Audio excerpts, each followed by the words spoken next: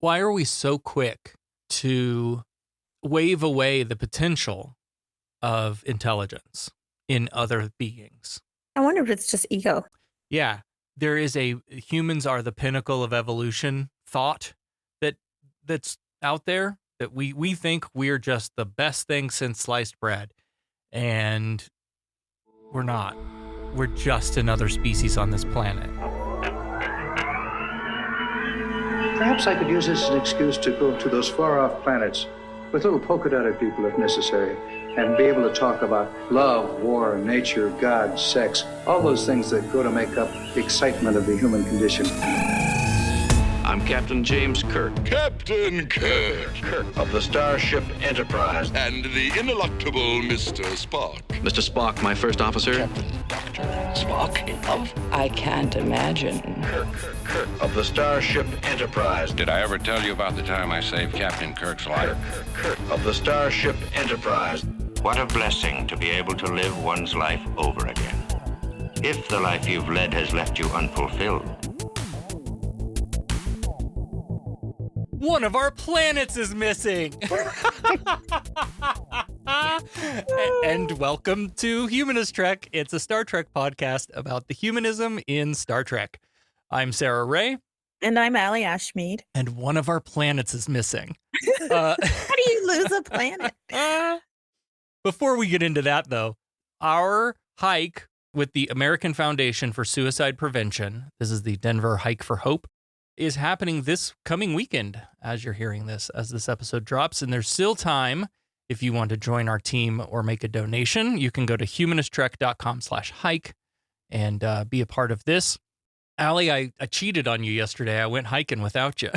That's okay. I'm cheating on you tomorrow. Me and my son. My son and I are going to go hiking tomorrow. Okay, cool. We went to Lair of the Bear, which is just past like Morrison, Idledale. It's out past Red Rocks.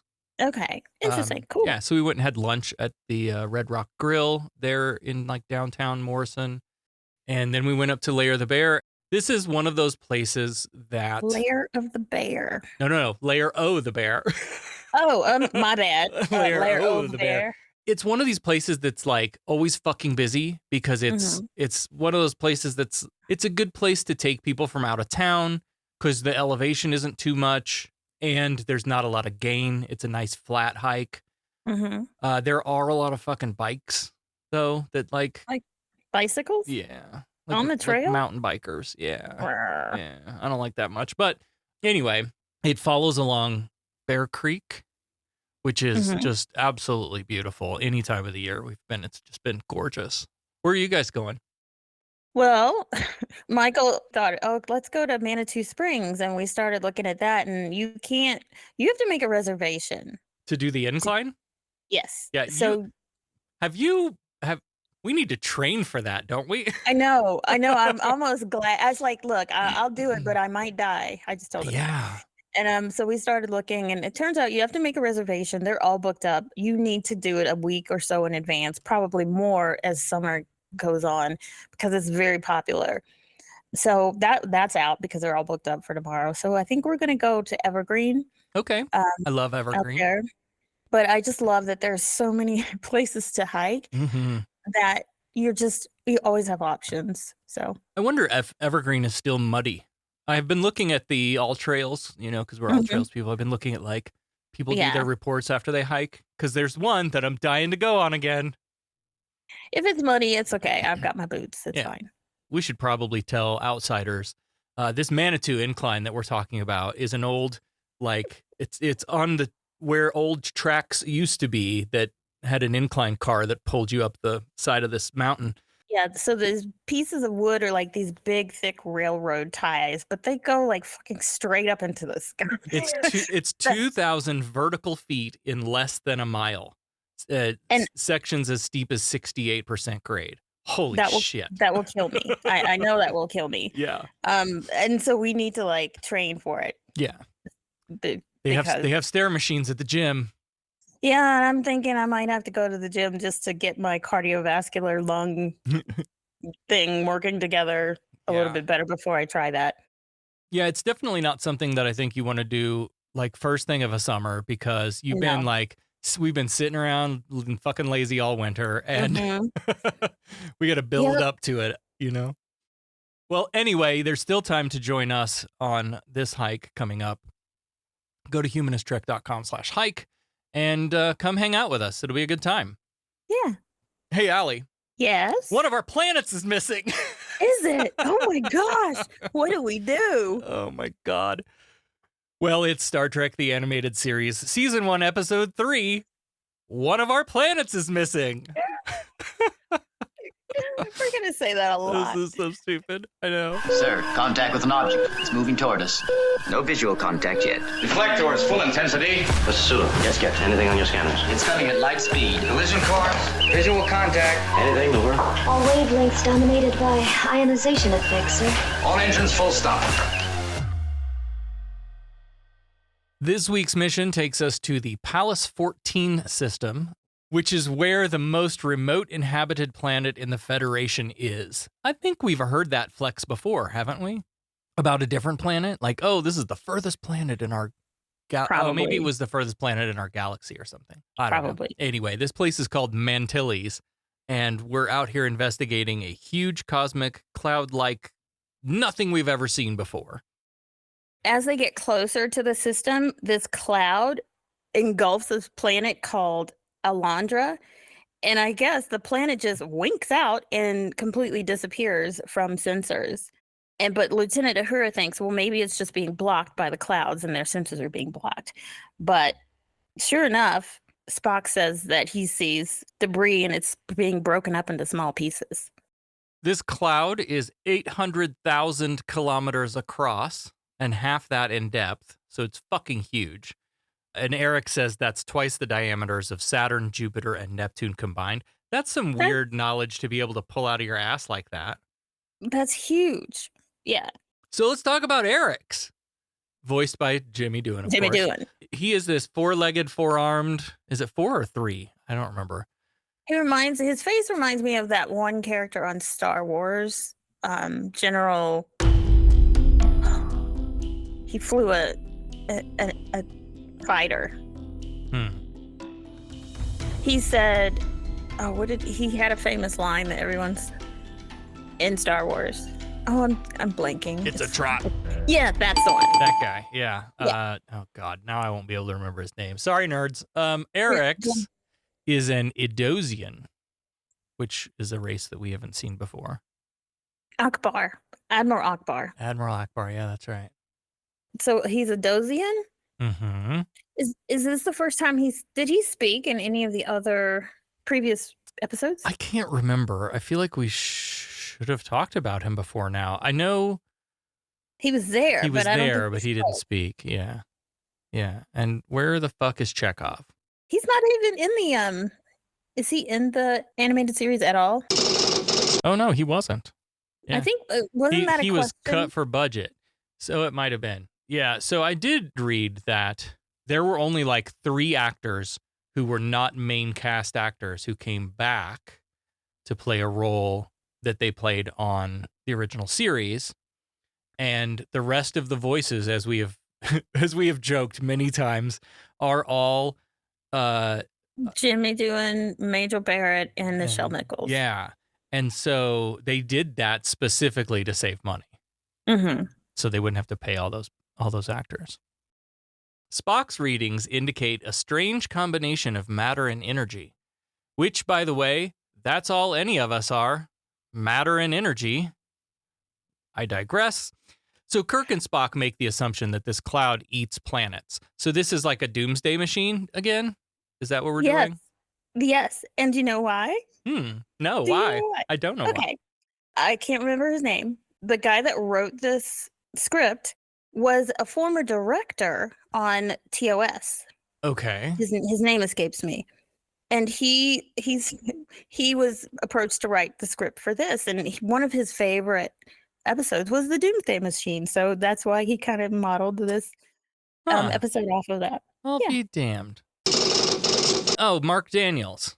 Yep, Mark Daniels. Yeah. Okay. Yeah, he's a Star Trek legend. Mm-hmm. That guy. So now the cloud is on course for Mantilles, which is the inhabited planet. And we've seen what it'll do if our heroes don't act. There's a captain's log that passes some time as we jump to Warp 8 to get to Mantilles before the cloud does. But Kirk acknowledges they have no idea what they can even do to stop this cloud once they get there. So it's like, just get us there and we'll figure it out when we get there. Which is the best of all laid Star Trek plans, I guess. Well, they only have 4 hours and 10 minutes before the cloud engulfs Mantilles. And there's like 80 million people on the planet. McCoy is on the bridge for some reason, and he's like, Jim, we got to stop this cloud or it'll kill all those people. And Spock's like, thank you, Dr. Obvious. And then Spock does that thing where you worst case scenario the thing that's happening. Spock's like, well, we don't have a lot of data yet, so that means anything's possible. Hell, this thing might even eat stars, too. We just, we don't know. We don't have enough data to determine whether this is a simple being like an amoeba just kind of following its evolutionary directive, or is this something far more sinister? For some reason, Kirk decides to ask Bones for his psychological expert opinion. Are you fucking kidding me? But anyway, he says, should we tell the people of Mantilles and try to save them before the cloud gets there? And because they only have 4 hours, it might cause planet-wide panic. But on the other hand, they still could save at least some people so that, the entire race or whatever wouldn't be obliterated. And then apparently planets have governors, because the governor of Mantilles is Bob Wesley from Starfleet. He left Starfleet and he's now a governor. Kirk feels like he's a pretty calm under pressure person, so he's not going to be hysterical.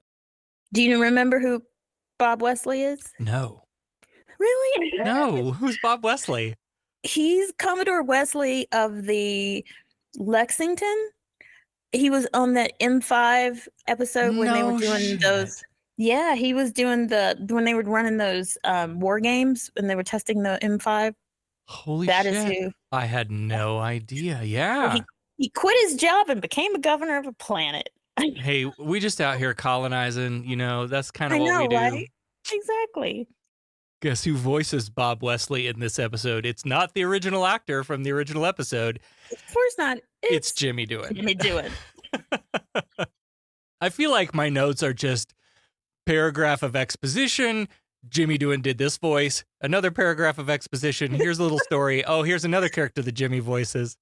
Yeah. It's subtly different enough to where it works. He's really good at it. Yeah. In some cases. There are some where I'm like, okay, that's totally Scotty. Yeah. The one last week or 2 weeks ago where Lieutenant Kyle suddenly got a new voice, suddenly got a new accent. Scottish. Yeah. This is Star Trek, so the answer here is obviously the humanist one. We're going to save as many people as we can. Right. I do want to say the shot of the Enterprise approaching this cloud thing is 1973 gorgeous. Like, I just loved that shot so much. There's a lot of... Actually love all of I mean... The way the cartoon is done, I don't even care that it's 1973. No, it's beautiful. So yeah, the look of this show is just great. Meanwhile, Spock's gotten more strange readings. Chemical elements not found on the periodic table. And he believes this to mean that the cloud is from outside our galaxy. Captain Sarah to Dr. Noor, we have a question. Well, would Dr. Noor answer this, or do we need a astrophysicist? Because depending on what your question is, it might be the same as mine. Go for it.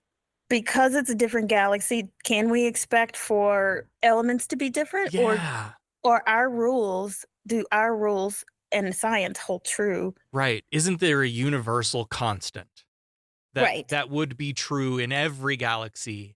And if there is an extra universe, there's lots of theories about multiverse and all of that stuff, then that would, in theory, be able to be different than our universe, perhaps. But between galaxies, I don't know. And then I'm also wondering, okay, well, what if are the rules different, like gravity and all, and speed and light and all that too? Yeah. You and I are on the same page. We were thinking the exact same thing. So they approach the cloud, and it seems to like reach out with these wispy tentacle-looking things, and it sucks the Enterprise inside it. Even though they try to reverse, it's too late. They've got us. They've got us. They've got them. And Spock says something like, I had to look this up. There's a ton of technobabble here. Totally. I was like Googling the shit out of this. Spock says these streamers or these tendrils, that the cloud tendrils, is that what we call them, are a combination of Koino energy, almost an ambiplasma with a unusually powerful attraction force. Koino energy is actually a word. Okay. Which just means common energy. The Koino is sometimes used in science as just a counterpart to anti. So like antimatter, Koino. Okay. But that ambiplasma word is not a word. Really? They just made that shit up. I bought it. It only exists in the Star Trek universe. Wow. It's some hypothetical plasma that is held to consist of matter and antimatter. Ambiplasma. They do this thing with Spock here that I don't like this, and it comes back 2 or 3 times. It's a bit that they're doing where Spock gives this absurdly like overeducated explanation of what's happening, and then another character repeats basically what Spock just said, but in simpler terms, and Spock's like, isn't that what I just said? I like it though. Spock's just being Spock though. He can't say stuff in regular terms for normal people. So all that stuff that Spock says, it's this and this, and then Kirk's like, well, shoot it.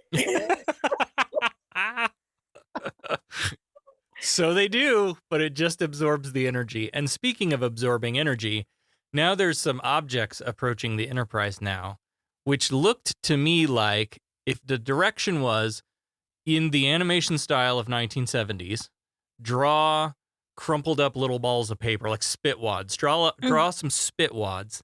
That's what these little things are outside the Enterprise. Agree. I thought they were just like, oh, it's debris from stuff they've eaten, stuff the cloud's eaten. But apparently not. Apparently it's highly charged gaseous antimatter. Scotty calls up on the intercom and warns Kirk that the strain on the shields won't hold up, which Kirk acknowledges. And then Kirk's like, speaking of shields, prepare for antimatter charges. And I was a little confused here because I thought, like, if there's antimatter floating outside the ship, and they're going to fire antimatter at it, what's that going to do? Also, didn't we just say that the shields are shit right now? Yeah. And anytime like Scotty calls the bridge out of the blue is not going to be good news. No. They're going to deploy some sort of antimatter charge and they fire, but then that seems to attract more of these things. It was very confusing. This scene was very strange. Yeah. They fire an antimatter charge, and somehow that does seem to obliterate the objects near them, at least. Yeah, and they doubled the charge, I think, and then that's what did it. Yeah, right. And Spock is continuing to update his hypothesis with each new data point. But at the moment, he thinks the cloud might be alive after all. The cloud is alive! I am Melllvar, seer of the tapes, knower of the episodes. Tremble before my encyclopedic knowledge of Star Trek.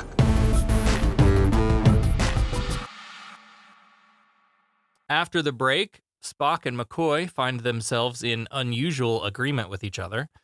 This cloud has a lot of similar components to those found in living organisms. McCoy says that stuff outside will corrode the hull if the shields fail, and then they'll all be broken down into digestible particles like enzymes breaking down food in a stomach. And he used the term macromorphase enzyme, also not a real word, but in this episode, it's like a type of enzyme in your stomach, like to digest food. Just then, Uhura gets a message from Governor Wesley from Mantilles, and Kirk asks her to just transfer it to his quarters, but then he also asks Sulu to assemble some sort of diagram of the cloud's composition and put it in the library computer. Governor Wesley handles this call better than most probably would, and when Kirk asks how he'll choose who lives and dies, Wesley says there is no choice. We save the children. Save the children, save the world.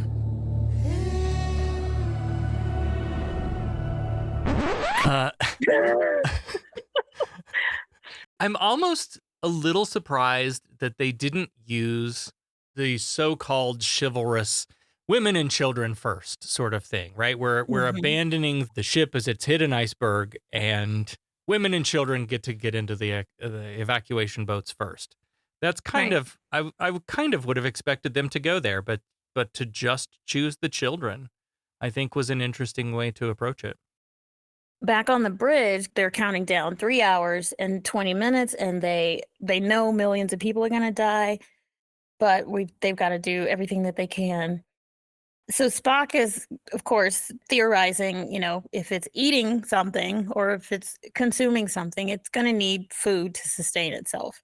And they suspect that food is planets and whatever it comes in contact with. And Spock uses this analogy that he said it and I literally fell out laughing. He said, it's like a huge bull grazing here and there in the pastures of the universe. Mm-hmm.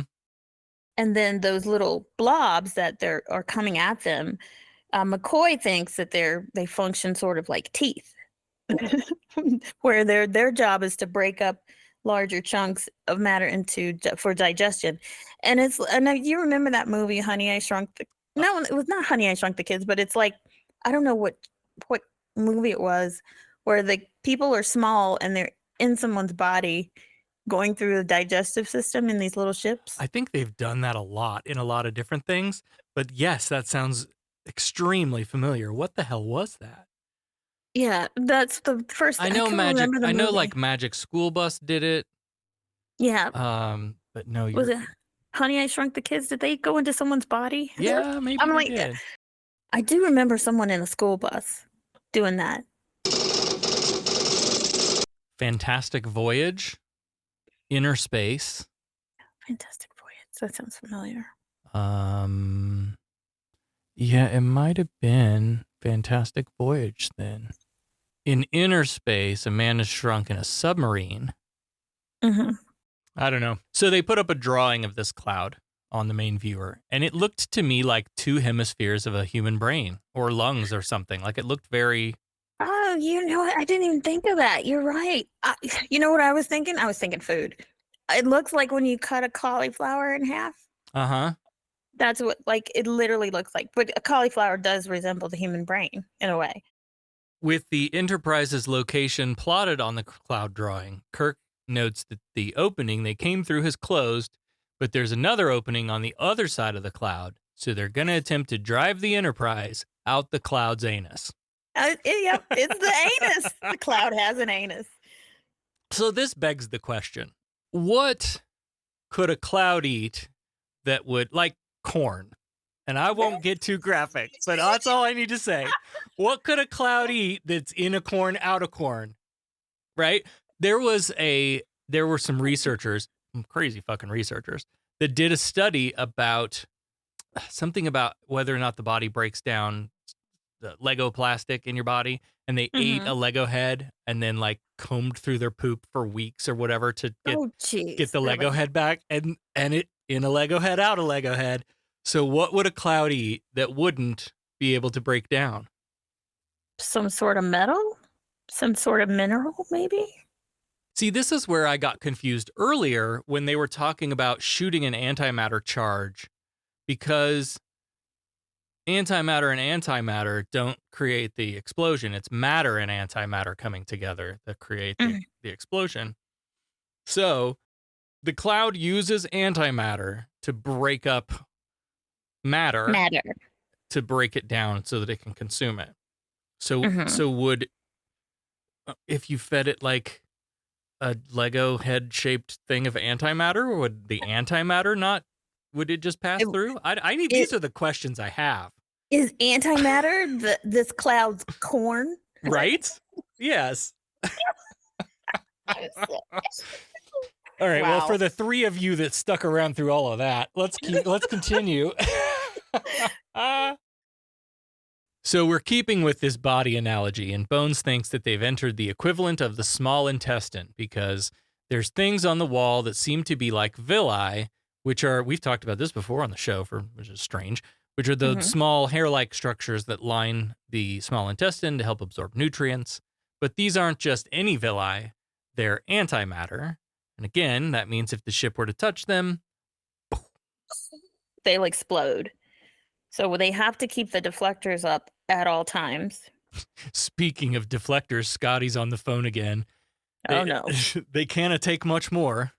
So it's 21 minutes on the clock, and Sulu and Arex try to maneuver the Enterprise to the other side of this small intestine area. But suddenly they lose the ability to hold their course and seem to be drifting along in a current. Current of stomach juice? I don't know. What is happening? I don't know what's happening. A captain's log indicates some time has passed now, and Kirk is down in engineering working on the power problem with Scotty. Scotty thinks they might be able to break off a piece of villi and use it to power the antimatter engine. Then he could beam aboard some chunks of planet or whatever to power the matter engine. I guess I didn't remember these were two separate things. Are these...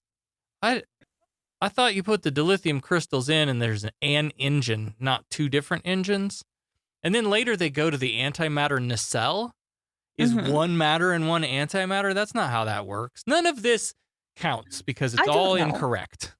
Scotty has a brilliant idea, and he does break himself off a piece of that Kit Kat bar because they shoot a little bit of the villi off of the tip. Just the tip.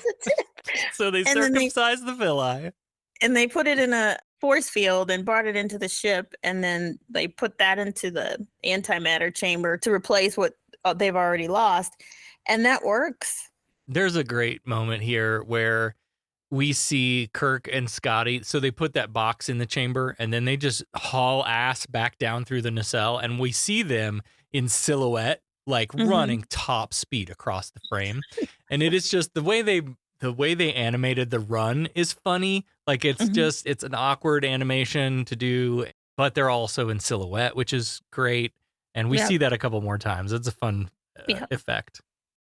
Back on the bridge, 42 minutes until the cloud reaches Mantilles. And Spock has determined this being does have a brain. Brain. What is brain? Spock discerns that it's changed course from Elandra towards Mantilles, and it could have been an involuntary response to sensing food, but he's thinking maybe, okay, it's got some sort of control system. And they look on the little map again. The brain is located like up. It's on the map, he points to where the brain is located. It's an irregularly shaped object at the top of the core, and it's emanating a bunch of electrical activity, so that's got to be the brain. If you were looking for a deeply intellectual sci-fi solution to this particular problem this week, you will be looking for a long time. Kirk's plan is to get the Enterprise into the brain and light it the fuck up. Yeah, shoot. Shoot it. Yeah. But then Spock is his conscience, and I'm glad because he's like, hey, wait a second. This is a living creature. Starfleet regulations. He's about to quote it. And Kirk's like, I know. But like 80 million people are about to die.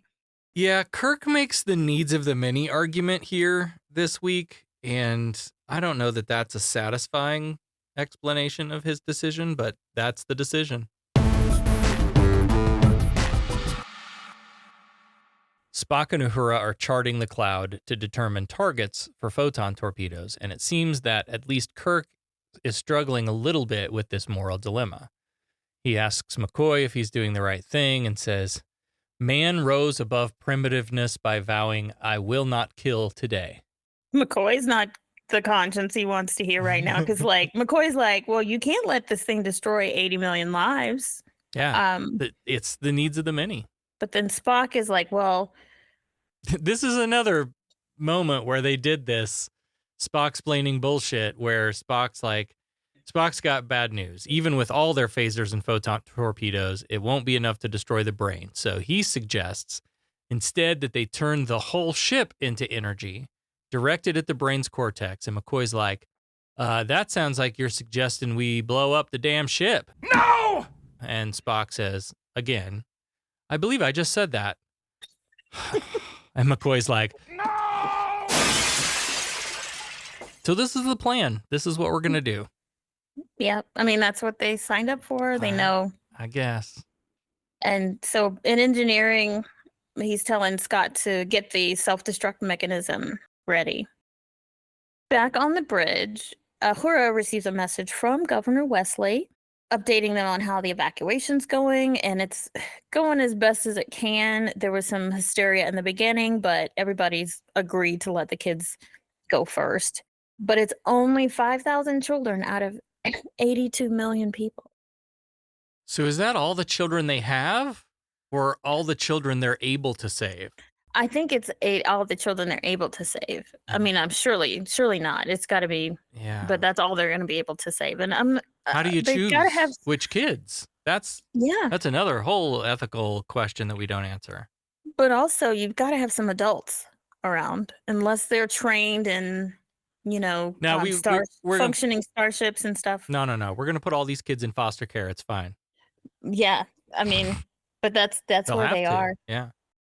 Speaking of kids, Wesley has one too, an 11-year-old daughter named Katie, and Kirk asks about her and promises that she'll be safe. He doesn't fucking know that. No. He just, I guess, given Dad some sort of, I don't know. Like just whatever you say to people when they're in a time of try to make conflict. Them feel a little better. Yeah, but it does platitudes. It doesn't really mean anything. No. Kirk has a great idea. At this point, he asks Spock if there's any way that they could do maybe a mind melt. And Spock responds that the Vulcan finger bang requires physical contact. But perhaps there's a way to stretch the magic MacGuffin of Spock's mental abilities into telepathy. Yeah.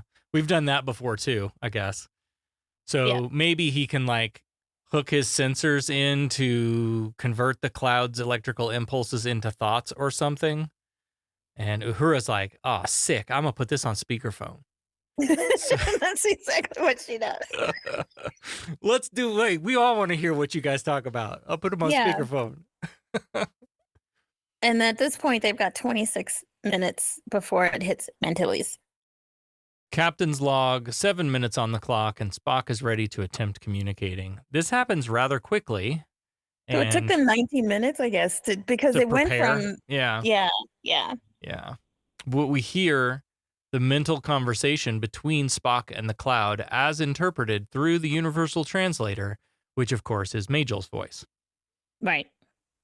Spock explains that they are living beings, just like the cloud, and there are many of us small living beings on this planet that you're about to eat, and so maybe don't do that. He says, I am another being, and she's like, where? I am inside you. What? Oh my. Inside? What do you mean? Hey, cloud, the call is coming from inside the cloud. Mm-hmm. Oh, he's making the first call on the cloud. Oh my God, he is Spock. It was Spock. He's stored in the cloud. The cloud is able to detect life on the planet, but it seems like maybe if the life is small enough, it just doesn't give a shit, like how we treat ants.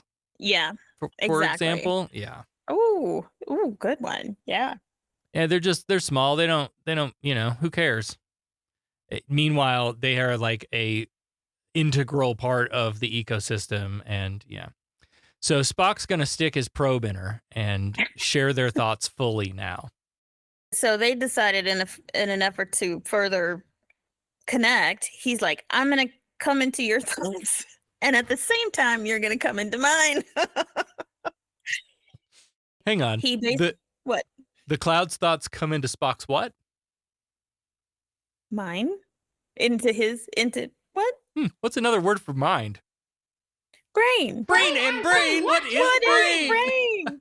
Oh my God. When this happens, everybody on the bridge notices a distinct change in Spock. His hands were outstretched, but then when they traded places in their minds, he just stands up and just kind of walks around and starts looking around. He's like touching shit. He's like touching Kirk's face, and it's like the Medusan thing. I'm in a body for the first time. Wow, I need to go like touch and feel all the things. Yep. And then Kirk has an idea to have Uhura put up some images on the screen of Earth and children playing, etc. This has to be the scene of the question of our Starfleet Academy challenge this week, right? Where the clip from a different filmation thing. Yeah. Yep. And we were wrong. No surprise there. But anyway. So there's that little clock that they kept showing that was rolling down from 2 to 1. I'm assuming that was minutes, and that was the self-destruct timer. Interesting that they didn't do a digital clock or anything like that. They just did the old roll number clock. So Scotty's awaiting the order, and Kirk is wanting to give Spock as much time, Spock/Cloud, as much time as possible. But then suddenly the Cloud stops, and the Cloud says, I understand, I comprehend. I have no desire to consume other beings. It's just going along eating stuff. I mean, it didn't know. It didn't care. Yeah. So Spock convinces the Cloud to return the way it came, back to its origin, and he's also determined how they can escape the Cloud too. Kirk asks Spock about this unique experience, and Spock says he sensed the wonders of the universe, completely incredible. The Cloud leaves. They send a text to Governor Wesley to cancel the evacuation, and off we go to the next adventure. Quick, succinct, straight to the fucking point. They don't mess around. They really No, don't. I love it. I love it. Boy, I'm sure glad that's over with. I'm happy the affair is over. Me too. A most annoying, emotional episode. Yeah, but I learned something today. When dreams become more important than reality, you give up travel, building, creating.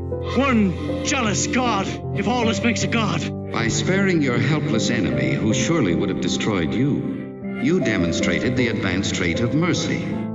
Frankly, I was rather dismayed by your use of the term half-breed. You must admit, it is an unsophisticated expression.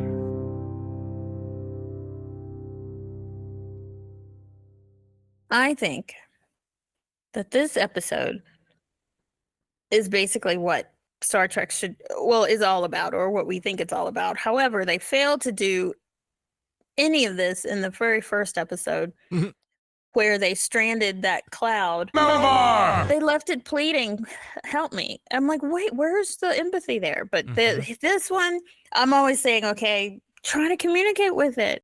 Kirk's initial thing twice was, let's go shoot at it. Mm-hmm. And I guess that's supposed to be the Horatio Hornblower, blah, blah, blah, whatever that we were wagon training to the stars with.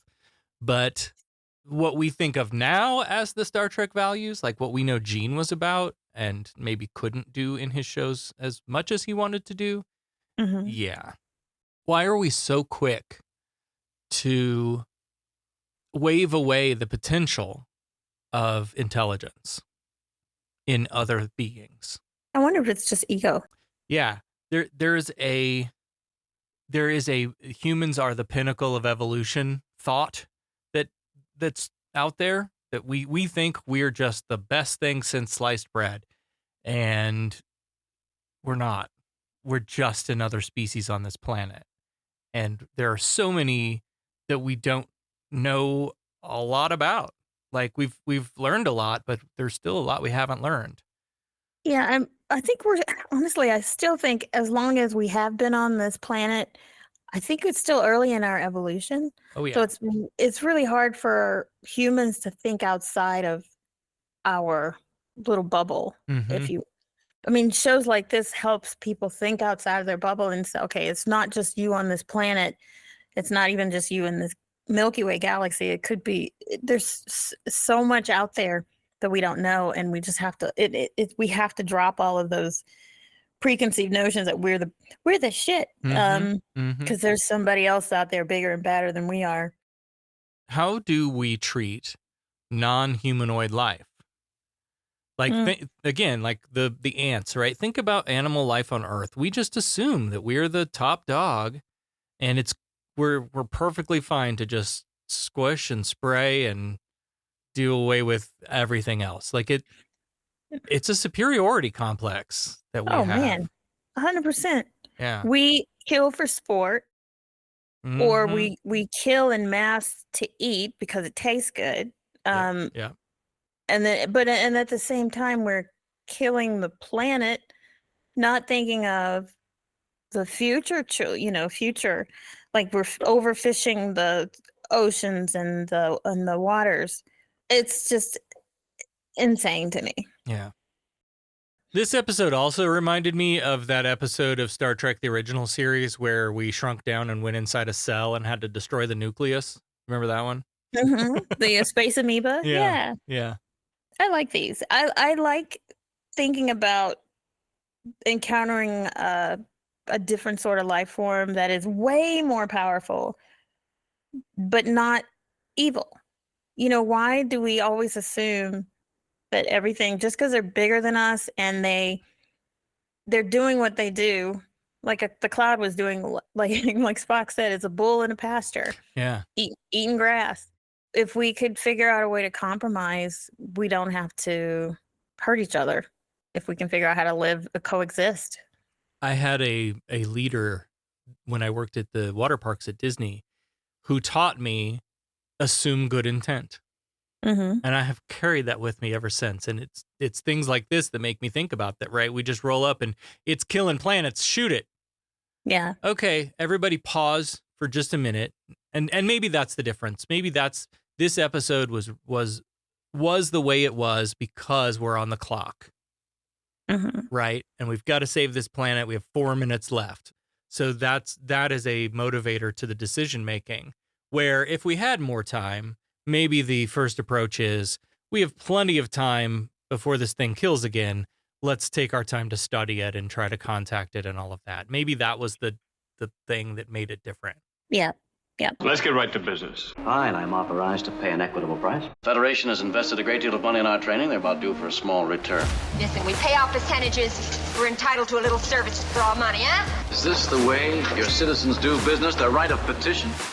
They pay their percentages and the boss takes care of them. Is there anything else? All right, we want to thank our patrons. We want to thank all of our patrons. We especially want to thank our founding admirals. A special thanks to Russell, Allie, Peter, Sarah, and Sherry. Thank you, patrons. Thank you, patrons. Greetings, savvy profit seekers of the Alpha Quadrant. Your ears have stumbled upon the lucrative opportunity of a lifetime. Humanist Trek. Now, don't just stand there like a packwid waiting for enlightenment. Let's talk business. First, unleash your linguistic prowess and leave us a review. It's like planting the seeds of profit in the fertile soils of the podcasting market. Smart, right? Now, for those truly desiring a spot in the Ferengi Hall of Commerce, consider becoming a patron. It's not charity. It's an investment in the future of comedic prosperity. Early access, exclusive profit-branded merch, and bonus content so valuable, you'll feel like you discovered a cache of hidden gold-pressed latinum. Don't be a rule of acquisition violator. Head to patreon.com/humanisttrek and pledge as low as $3 a month. The return on your investment? Priceless laughter! And the satisfaction of knowing you're supporting the galaxy's next big profit venture. Profit is our mission, and with your help, we'll be laughing all the way to Grand Nagus' bank. Let me remind you that taking business advice from a female is a violation of Ferengi law. Shame on you! I hope you're satisfied. I assume you're loitering around here to learn what efficiency rating I plan to give your cadets. Trainees, to the briefing room. Is that all you gotta say? What about my performance? Aren't you dead? I don't believe this was a fair test of my command abilities. There was no way to win. There's no correct resolution. It's a test of character. Now, what is that supposed to mean? I am understandably curious. May I ask you a question? Who's been holding up the damn elevator? All right, Becca is back now with the answer to this week's exciting Starfleet Academy Cadet Challenge for one of our planets is missing. Remind us what the question was? Some of the shots of Earth shown to Spock on a computer screen were stock footage from what Filmation TV show in simultaneous production? And our answer was... Allie said Johnny Quest, and I you said Johnny Quest. Agreed with Allie because you had no idea. Yeah, that was wrong. Yeah, it's some... Was it Captain Planet? No. Incorrect. Lassie's Rescue Rangers. What? Yeah. Okay, first of all, pretty sure I didn't watch it. I'd never heard of that. Exactly. Yeah. I've heard of Chippendale's Rescue Rangers. I'm Dale. That one? No, the Rescue Rangers. Chippendale. When you need help, just call. Chippendale's Rescue Rangers. Chippendale's when it's danger. No? Nope. Oh, they had a Nintendo game too. Man, that you I got to played. get on Disney Plus. I'm sure it's on there. I'm good. I mean, I have Disney Plus, but no. All right. Well, next week on the 90s trivia show, I guess, or whatever we are now, we'll be reviewing Star Trek, the animated series, Season 1, Episode 4, The Lorelei Signal. A race of beautiful women remains immortal by stealing the life force of men. That sounds dirty. Yeah. Okay, what's our question for The Lorelei Signal? This is the first of only 2 times in any Star Trek incarnation where we see what happened. Oh, well, it's got to be Uhura. Oh, Taking command. Uhura taking command. Mm-hmm. Okay. I will join you in that one. This doesn't work when we've watched ahead. That's the problem. It does. Yes, it does. Yes, it works fine. It works better for Allie. I mean, Yeah, because I mean, But if we I'm both, not looking it up. But Yeah. but if we both get points, then it doesn't help Allie much at all. No, not really. Anyway, if you'd like to play along, head out to your favorite social media app, share this episode, use the hashtag Starfleet Challenge, and we will pick out our favorite to be the winner. Next time on Humanist Trek, Star Trek, the animated series, Season 1, Episode 4, The Lorelei Signal. Diff tour. Heh. Smoothma. Kapla! Humanist Trek is available wherever you replicate your podcasts. Follow us on all the social medias at Humanist Trek. Become a patron at patreon.com/humanisttrek. Open hailing frequencies to podcast@humanisttrek.com and visit our website, humanisttrek.com. Humanist Trek is a production of Sarah Austin Media.